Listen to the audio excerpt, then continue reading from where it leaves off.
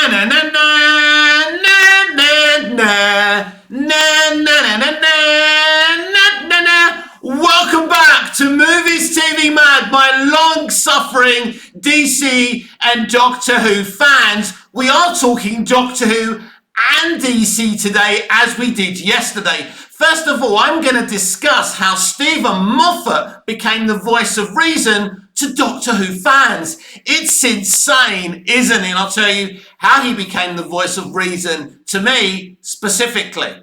And then we'll be asking, why are there so many leaks coming from DC Studios? Are they leaks purposefully coming out the studio to create false hype?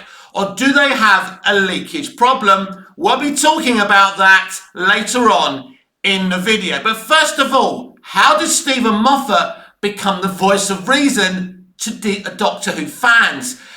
Specifically to me, when he took over Doctor Who from Russell T Davies, he did begin to divide the Doctor Who audience. And he was on Twitter a lot in the early days, and he would purposely trigger fans, and it got a bit, it got a bit toxic when people were threatening his family and things like that. That's simply not on and threatening him, because it's, we love Doctor Who, we love entertainment, we love creativity, but there has to be a line, and you should never, ever be threatening anyone. Even if they're your deepest, darkest nemesis, you should never be crossing that line. And Stephen Moffat's just an ordinary guy. At the end of the day, he was just making a TV show. But, entertainment, like all businesses, especially these days with social media, are a passionate business. That doesn't make it okay to threaten the showrunner. So he became quite divisive. Now, I was in love with the Russell T Davies era, and when Moffat took over, it was so different, I just couldn't get into it. It's not that what he was doing was bad, it was so different. And what is it that Kevin Costner Pa Kent says to young Clark Kent in Man of Steel? People hate what they don't understand. And I think that's what it was for me. It was only last year, rewatching the entire of the revival and Doctor Who the movie, that I started to rewatch the Moffat era and started to get it and love it. And actually think that maybe what Moffat was doing was more amazing and more unique and more enjoyable than what Russell T Davies had done. And this is interesting to me because back in the days when the Moffat era was broadcasting, RTD, his era, I thought was the way to go at it. But rewatching the Moffat era, I started to change my mind. And this was way before Davies took over and RTD2 became a thing, and we saw the calamity of RTD2. It's no accident that Moffat's Boom episode was the one featured on Doctor Who Day yesterday, because he's the guy we love to hear from. He's the guy we know loves Doctor Who, even today. Even though he was stuck running it for far too long, his words and Mark Gatiss' words, not mine. When the day we heard he was leaving, Mark Gatiss said, "The prisoner is free," and things like that. It was insane. He took his break, he came back, and Stephen found that he was still in love with Doctor Who.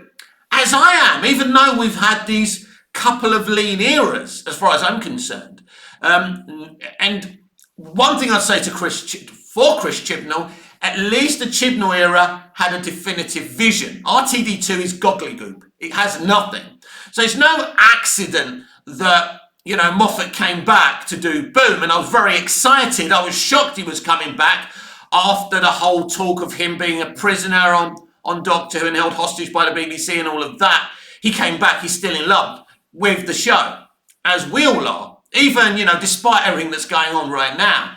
And it's interesting that he's the one people want to hear from. He's also writing this year's Christmas special, Is It Joy to the World? Looking forward to it. I did say in a video that in his episode, Shooty seems more like the Doctor than he did in, last year's season 1. And I said on the Doctor Who account yesterday, if you're going to call it series 1, reboot it. If Disney are ashamed of Doctor Who's past, they should come out and say so and not hide behind poor RTD. Because as I've said in other videos before, he seems to be taking all the bullets for the Disney decisions.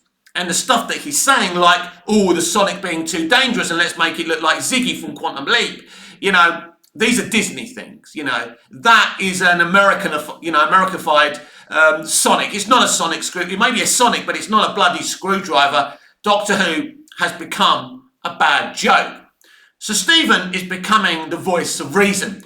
Is there any chance that history will repeat itself and he takes over Doctor Who? I've been screaming from the rooftops for many years that Doctor Who needs a new direction, that these talented fans that, brought back the show back in 2005 need to take a step back. Moffat admitted on Twitter when he was doing the live tweet-along for Boom that he's 63 years old, apologising for spelling mistakes. Well, I'm 51, I'm dyslexic, and I always get my spelling wrong. If you follow me on Twitter or the new, was it Blue Sky, Sky Blue, or whatever it is, right?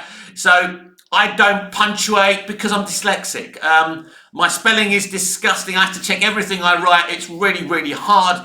And when people don't agree with me, obviously, they have to bring up the fact that I can't spell. Yeah, it's sad, isn't it? I mean, that's a way of me winning the argument if all you've got is my spelling and punctuation. Is there a chance of Stephen Moffat coming back?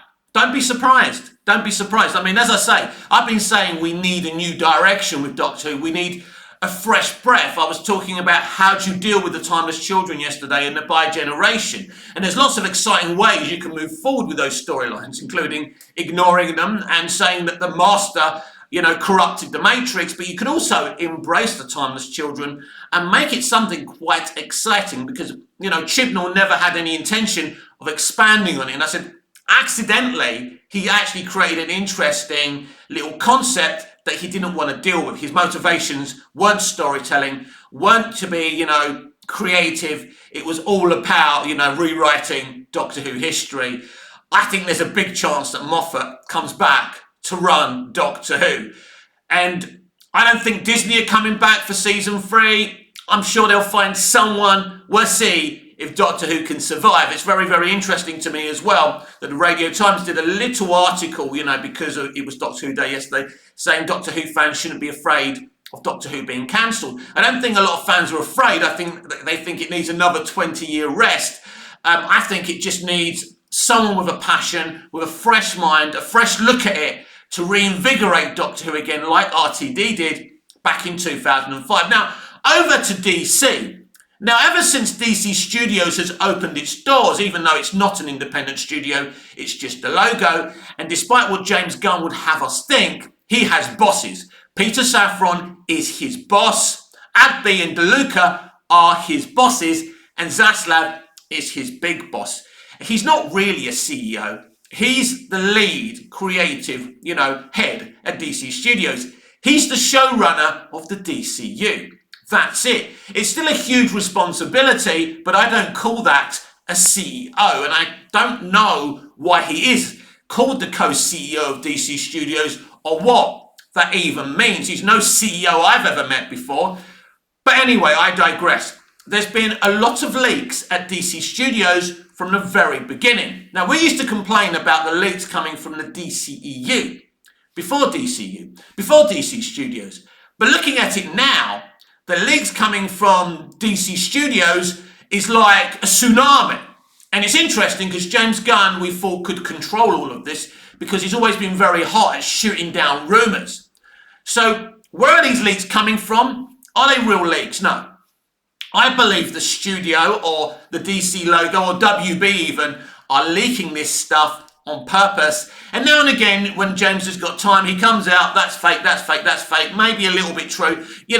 It's just a way to create hype. Look at all these projects, isn't it exciting? Not really. I mean, it should be part of my job doing these videos, telling you about all these leaks and rumours. There's not enough time in the day. There's too many of them. And because there's so many, they become meaningless. So I have to decide what to talk about. So if James confirms something, I'll talk about it. If the rumour seems tasty and juicy and interesting to me, in the end, you have to talk about what's interesting to you as well as your audience. I will discuss it. But ultimately, there's so many now. I mean, there's rumour coming out now that The Authority won't be a live-action picture but an animated movie. I do not know how true this is. That would be ridiculous. That would be disappointing, but we will see about that. But I think the leaks are being leaked from DC and WB themselves to create hype. The only way to create real hype, guys, is to give us a great Superman movie. Doesn't matter about Creature Commandos, that's going to be great. James Gunn knows how to do stories about groups of people. We've discussed this already. It's about Superman. Now, we know just because you get a great trailer doesn't mean you get a great movie. We saw that with the Flash movie. That trailer looked okay, and, you know, a lot of people were excited, even though I'd seen a test screening many moons before that trailer was revealed. I actually saw a test screening of a better cut of the movie, so I was actually quite excited for the movie to come out. I was shocked by the trailer that I saw that depicted a very different movie than I saw. But, you know, at the very least, we need a positive trailer to come out and people to be excited. As a Superman fan, as I've said before, you know, Superman is my Mount Rushmore of fictional characters.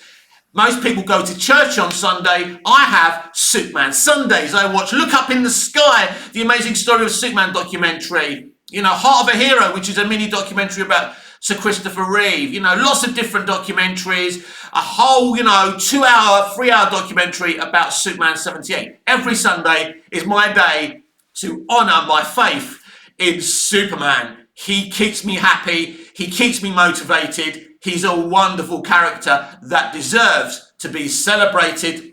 And as so many of you, I'm hoping and praying for a brilliant Superman movie. See you again soon. Have a great day.